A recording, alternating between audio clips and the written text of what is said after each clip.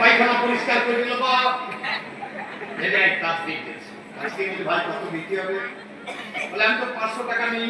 বলে 5000 দেবো। এ সোনা থেকে 5000 পাবো, কাজই হয়ে চলো পরিষ্কার করে দিই। চলে গিয়েছে নুরু ঘরের ভেতরে ঢুকে বলে কই মাও? বলে দেখছি না দেয়ালে দেয়ালে লিখে আছে। এ সোনা মাথায় হাত দিয়ে দাঁড়িয়ে বলে পরিষ্কার করে দাও, 5000 দেবো। আরে সোনা বলছে আরেকবার করিয়ে দাও, 10,000 দেবো। এই দেখালে তুমি কই যাবি? হাম এই করে ছিটিয়াতে অর্জুনের ভূমিকায় কাজ হলো।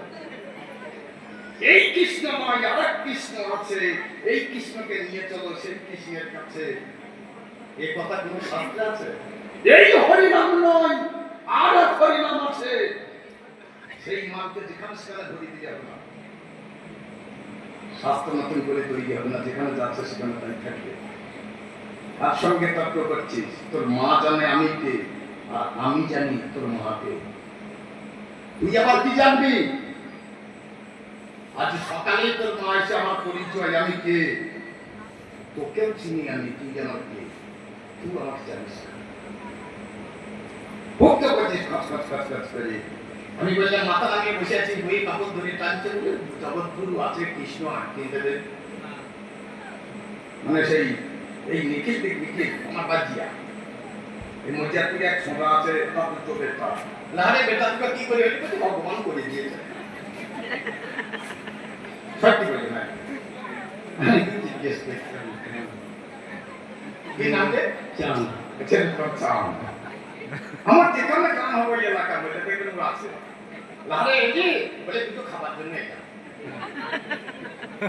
ছেলে আমার পাল্লা তার অবস্থা ঠিক হয়ে গেছে। টান লবণ সমান উদান টান পঞ্চপণ্ড বারে কুলকুণ্ডলী দ্রৌপদী। আরে একে রক্ষা করতে গেলে কর্ণ চাই, কান ছাড়া গুরু মন্ত্র হবে না।